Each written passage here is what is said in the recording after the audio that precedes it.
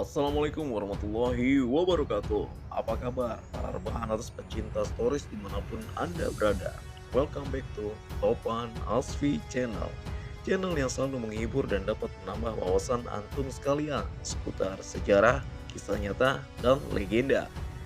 Guys, selama bulan Ramadan ini, mari kita sama-sama tingkatkan pengetahuan di dunia keislaman. Semoga iman kita bertambah. Amin. Dan untuk para rebahaners yang non-muslim, jangan khawatir. Karena konten gue menjunjung tinggi persatuan dan kesatuan serta kebinekaan Tunggal Ika di seluruh jagat media maya. Oke guys, yang mau gue bahas adalah seperti apa sepak terjang Wali Songo yang merupakan penyebar agama Islam di Pulau Jawa yang akhirnya merambah ke seluruh Nusantara. Oke lah, jangan berlama-lama, langsung aja kencengin volume, siapin ipok hitam, dan stay here. This is Topan Asli Story.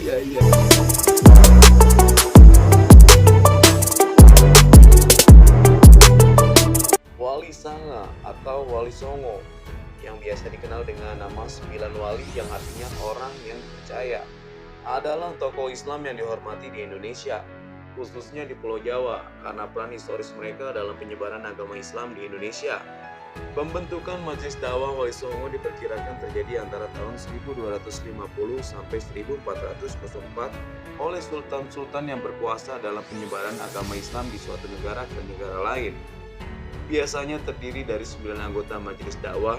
Wali Songo segera bergerak ke wilayah India, Eropa Timur, Asia Tenggara seperti Vietnam, Malaysia, dan Indonesia. Berita tertulis dalam kitab Husnul Hum dari Ibnu Battuta, lalu dilanjutkan oleh Sunan Gresik, dan sekarang tersimpan dalam Museum Istana Turki, Istanbul, dan manuskrip Copra Ferrara di Italia, yang kini tersimpan di Museum Leiden, Belanda. Perjalanan periode selanjutnya untuk berdakwah di Pulau Jawa pada tahun 1404 dipimpin oleh Sunan Gresik. Nah, ini nanti akan kita bahas ya guys. Sunan Gresik sebagai Sunan pertama yang akan kita bahas hari ini. Sebagai misionaris utusan Kesultanan Utsmaniyah dari Istanbul, Turki, tentu membawa misi dalam penyebaran agama Islam dan mencari simpati juga dukungan atas peperangan saudara yang terjadi di negaranya dengan mendatangi wilayah kerajaan Majapahit. Kala itu rajanya Baginda Prabu Wikramawardhana sebagai kekuatan terbesar di Asia Tenggara pada zamannya. Setiap anggota Wali Songo saling dikaitkan dengan gelar Sunan dalam bahasa Jawa. Konteks ini berarti terhormat. Sebagian besar wali juga dijuluki Raden selama hidup mereka karena mereka keturunan ningrat.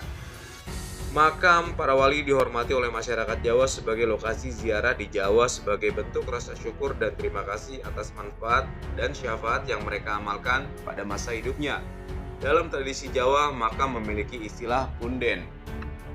Arti Wali Songo. Ada beberapa pendapat mengenai arti Wali Songo. Pertama adalah wali yang 9, yang menandakan jumlah wali yang berjumlah 9 atau Songo dalam bahasa Jawa. Pendapat lain menyebutkan bahwa kata Sanga atau Songo berasal dari kata Sana yang dalam bahasa Arab berarti mulia. Pendapat lainnya lagi menyebutkan bahwa kata Sana berasal dari bahasa Jawa yang berarti tempat. Pendapat lain yang mengatakan bahwa Wali Sanga adalah sebuah majelis dakwah yang pertama kali didirikan oleh Sunan Gresik atau Maulana Malik Ibrahim pada tahun 1404 Masehi atau 808 Hijriah. Para Wali Songo adalah pembaru masyarakat pada masanya. Pengaruh mereka dapat ditemui dalam beragam bentuk manifestasi peradaban baru masyarakat Jawa, mulai dari kesehatan, cocok tanam, perniagaan, kebudayaan, kesenian, kemasyarakatan hingga pemerintahan.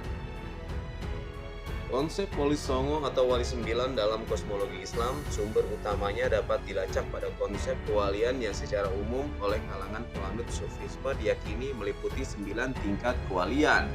Syekh Al-Akbar Muhyiddin Ibnu Arabi atau Ibnu Arabi dalam kitab Futuhat Al-Makkiyah memaparkan tentang 9 tingkat kewalian dengan tugas masing-masing sesuai kewilayahan ke-9 tingkat kewalian itu.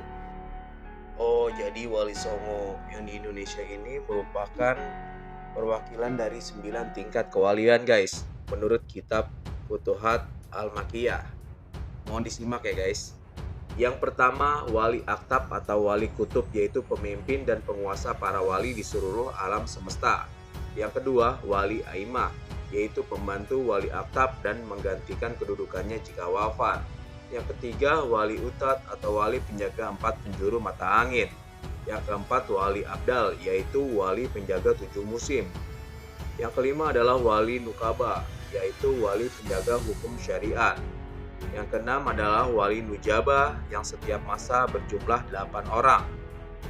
Yang ketujuh adalah wali hawariyun, yaitu wali pembela kebenaran agama, baik membela dalam bentuk argumentasi maupun senjata. Yang kedelapan adalah wali rajabiyun, yaitu wali yang karomahnya muncul setiap bulan Rajab. Dan yang kesembilan adalah wali khatam, yaitu wali yang menguasai dan mengurus wilayah kekuasaan umat Islam. Sunan Gresik.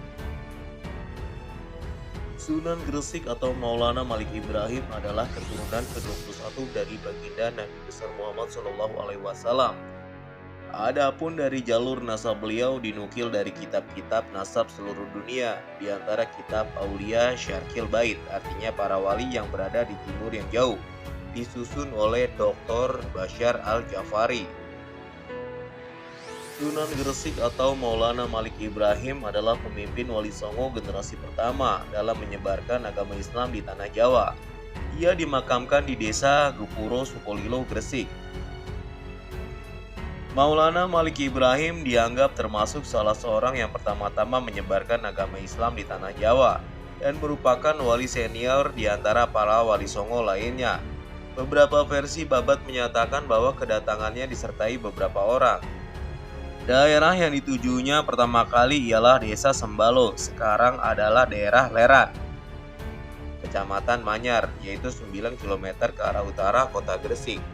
Ia lalu mulai menyiarkan agama Islam di tanah Jawa bagian timur dengan mendirikan masjid pertama di Desa Pesucinan, Manyar. Pertama-tama yang dilakukannya ialah mendekati masyarakat melalui pergaulan. Budi bahasa yang ramah tamah senantiasa diperlihatkannya dalam pergaulan sehari-hari. Ia tidak menentang secara tajam agama dan kepercayaan hidup dari penduduk asli, melainkan hanya memperlihatkan keindahan dan kebaikan yang dibawa oleh agama Islam. Berkat keramah tamahannya, banyak masyarakat yang tertarik masuk ke dalam agama Islam. Setelah berhasil memikat hati masyarakat sekitar, aktivitas selanjutnya yang dilakukan Maulana Malik Ibrahim ialah berdagang. Ia berdagang di tempat pelabuhan terbuka yang sekarang dinamakan Desa Romo, Manyar. Perdagangan membuatnya dapat berinteraksi dengan masyarakat banyak. Selain itu, raja dan para bangsawan dapat pula turut serta dalam kegiatan perdagangan tersebut sebagai pelaku jual beli, pemilik kapal atau pemodal. Setelah cukup mapan di masyarakat, Maulana Malik Ibrahim kemudian melakukan kunjungan ke ibu kota Majapahit di Trowulan. Raja Majapahit meskipun tidak masuk Islam tetapi menerimanya dengan baik, bahkan memberikannya sebidang tanah di pinggiran kota Gresik. Wilayah itulah yang sekarang dikenal dengan nama Desa Gapura. Cerita rakyat tersebut diduga mengandung unsur-unsur kebenaran, mengingat menurut Grunewald pada saat Maulana Malik Ibrahim hidup di ibu kota Majapahit telah banyak orang asing termasuk dari Asia Barat. Dalam rangka mempersiapkan kader untuk melanjutkan perjuangan menegakkan ajaran-ajaran Islam, Maulana Malik Ibrahim membuka pesantren-pesantren yang merupakan tempat mendidik pemuka agama Islam pada masa selanjutnya. Hingga saat ini makamnya masih diziarahi orang-orang yang menghargai usahanya menyebarkan agama Islam berabad-abad yang silam. Setiap malam Jumat Legi, masyarakat setempat ramai berkunjung untuk berziarah. Ritual ziarah tahunan atau haul juga diadakan setiap tanggal 12 Rabiul Awal, sesuai tanggal wafat pada prasasti makamnya. Pada acara haul biasanya dilakukan khataman Al-Quran atau mauludan, atau pembacaan riwayat Nabi Muhammad, dan dihidangkan makanan khas bubur harisa. Setelah selesai membangun dan menata pondokan tempat belajar agama di Leran, Syekh Maulana Malik Ibrahim wafat tahun 1419. Makamnya kini terdapat di Desa Gapura, Gresik, Jawa Timur. Inskripsi dalam bahasa Arab yang tertulis pada makamnya adalah sebagai berikut. Ini adalah makam almarhum seorang yang dapat diharapkan mendapat pengampunan Allah dan mengharapkan kepada rahmat Tuhannya yang maha luhur, guru para pangeran dan sebagai tongkat sekalian para sultan dan wazir, siraman bagi kaum fakir dan miskin, yang berbahagia dan sahid penguasa dan urusan agama, Malik Ibrahim yang terkenal dengan kebaikannya. Semoga Allah melimpahkan rahmat dan ridhonya, dan semoga menempatkannya di surga. Ia wafat pada hari Senin 12 Rabiul Awal 822 Hijriah. Saat ini jalan yang menuju ke makam tersebut diberi nama Jalan Malik Ibrahim. Oke guys, demikianlah perjalanan singkat tentang Syekh Maulana Malik Ibrahim atau Sunan Gresik, pendiri Wali Songo. Semoga dapat bermanfaat untuk kalian semua. Terima kasih atas perhatiannya. Mohon maaf atas segala kesalahan baik yang disengaja maupun yang tidak disengaja. Akhirul kalam, wassalamualaikum warahmatullahi wabarakatuh.